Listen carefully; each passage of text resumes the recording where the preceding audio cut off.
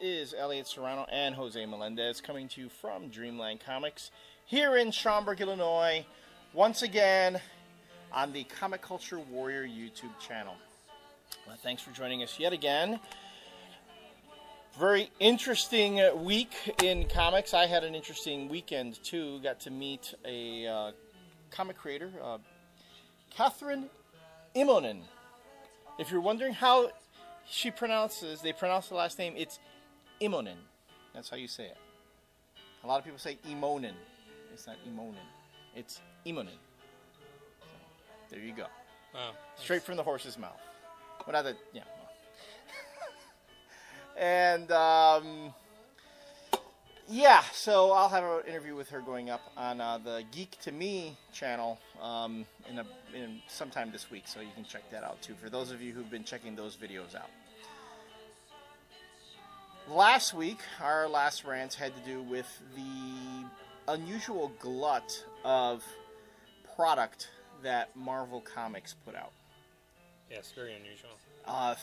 39 books, counting the floppies and the trades. No, it's 39. Just the floppies. Just the floppies, not counting the trades. And not even trades. counting the variants of the floppies. Right. And something that a lot of folks noticed and found to be somewhat unusual. What you told me before we started, you had some experiences this past weekend with people coming in and buying books. Like, what was happening? Well, and these are people who don't.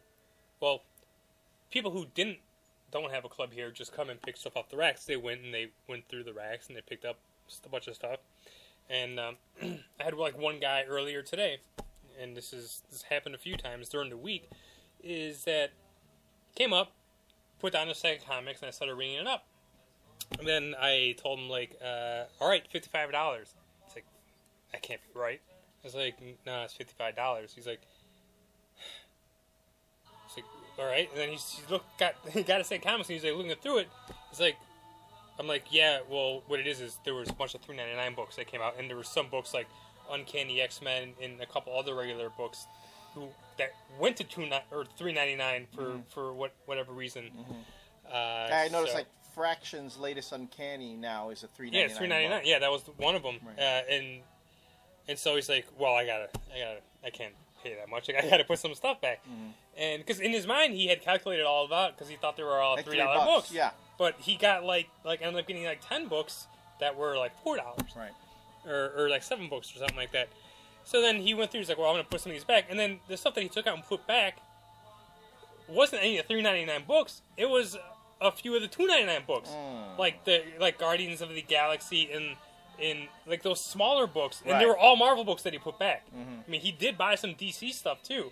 But none of the DC stuff that he bought was $3.99. Mm-hmm. So, yeah, I mean, that's pretty much what I said was going to happen, and that's kind of what happened. And then I had another club member come in today, and he gets mostly Marvel stuff, and I gave him a stack of stuff, and he's like, Jesus. I was like, yeah, man. I was like, and I explained to him, like, what happened, and, yeah, it was ridiculous, and he spent over $110 in just new comics. Oh, criminy. Man, that's like a week's groceries, you know? Yeah. Wow. It was insane. So, I mean... So, it was kind of what you're saying with that other customer. And the other customer actually did put stuff back also, and it was all Marvel stuff. Right. Well, so it's what we were saying could happen in our last rants, in the last segments. Marvel was kind of like is forcing out some of their own titles. Yeah. You know, the smaller titles, if it's not an X book, if it's not an Avengers book, you know, if it's not even a Spider-Man book. Yep. You know, these smaller titles that are struggling to maintain readerships are getting forced out because folks are having to decide between one and the other. That's really sad because, again, you're going to penalize. You're penalizing. Marvel themselves are penalizing books for not maintaining, you know, certain sales numbers. And then Diamond will only carry, you know, certain titles. Although I know it doesn't apply so much to Marvel books as it does to the independents. But, you know, you have all this focus being put on the numbers, if you're making it harder for people to buy more books, that's kind of, you're penalizing even in your own company. And like we said last week, and they're just cannibalizing their own books, and they're the smaller books that we're talking about, like Nova and Guardians of the Galaxy and stuff like that. That came out that people would just rather put those back because they want to have all the Dark Reign horseshit. You know, and those are in the Dark Reign stuff for all the miniseries. Those were all the $3.99 books. Right. And there's yet another. And if for those who think that Dark Reign is it, there's yet another event that's coming up. Of course, that's how it's been. That has got J. Michael Straczynski leaving Thor because he feels he can't write the Thor book as part of the next big event. He just feels he's not capable of doing that. Mm-hmm. And that again, you're right. It's Marvel cannibalizing. It's killing. It's one of its top titles right now. No, it is. I mean, it's killing it. Who's gonna write? They don't even know. They don't even know. And I was reading that interview with him, and I guess in the new previews this week, Marvel solicited a giant-sized Thor, which would be the last book, the tie-up to all the stuff for Straczynski. Mm-hmm. And Straczynski's like, I didn't even know about that until someone told me about that. Yeah. It's like, the guy's writing the book, he doesn't even know what the hell's going on with his own book. Right. But I'm surprised that he's even still there after that whole, like, one more day bullshit. Oh, yeah. But he's going to do Brave and the Bold now, so... Yeah, he's finally going to.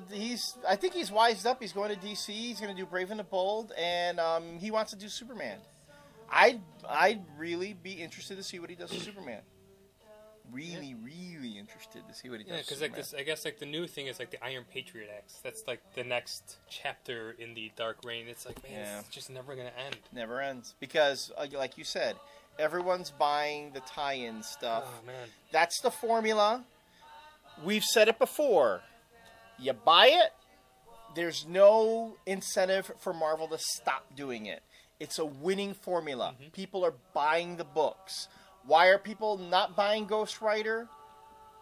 Guardians of the Galaxy's Nova and stuff into the same. I mean, yeah, and like Guardians of the Galaxy and Nova, they had their own little events, right? That the Annihilation and War of the Kings and that kind of stuff.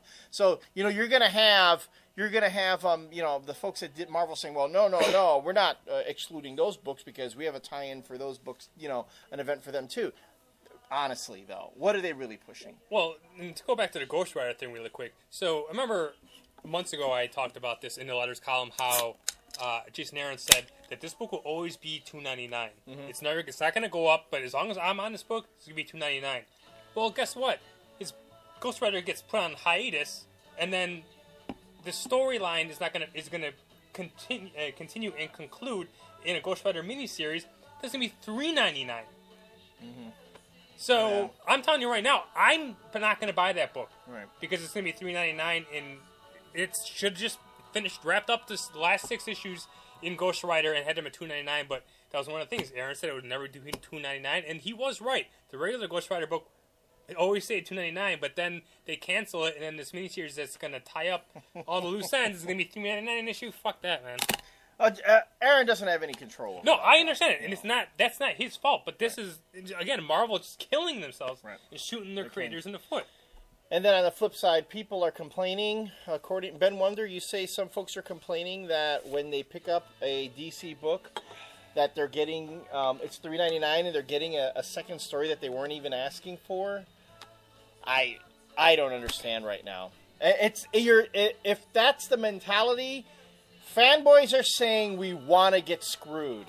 We want you to take us for all the money you can and don't give us anything extra. That makes no sense to me. That makes no sense to me either. And, I don't know how you can complain about, like, the Blue Beetle, the Manhunter, and in this Detective this week is the Question. Those are all solid characters that I all really like. Mm-hmm. I know Pobro was kind of saying, like, I really don't care about those characters. And yeah, I do feel bad for those people who are feeling that they're getting gypped an extra $1, but they are giving you extra content. They have these creators doing these backup stories, and they're paying those creators to put out that work. And these aren't scrub creators. I mean, these are all top-notch creators, and... It's not like they're doing, they're not bringing in some no-name on a backup to try to test the waters and see how it's going. I mean, these are established characters that had their own titles that they're keeping going. We're all fanboys, and fanboys like to complain about anything and Don't everything. they? That's kind of what we do on here a lot of times. A lot of people are like, why are you complaining about that? Well, because we can. And I guess, you're damned, like we said last week, it's like you're damned if you do and you're damned if you don't. Like, so, but I would rather pay an extra $1 and get more shit for it. Right. By top-notch creators. I agree. All right. Well, we'll end this segment on that. And, of course, we're looking forward to hearing what you guys said. You guys made a lot of great comments on the boards with the last series of segments. And we had the conversation going in a really interesting direction. This is just following up on that. So, anyway, when we come back, we'll do a couple reviews, talk about some of the big books that came out this week, and yet another book that I am still discovering. We'll see you then.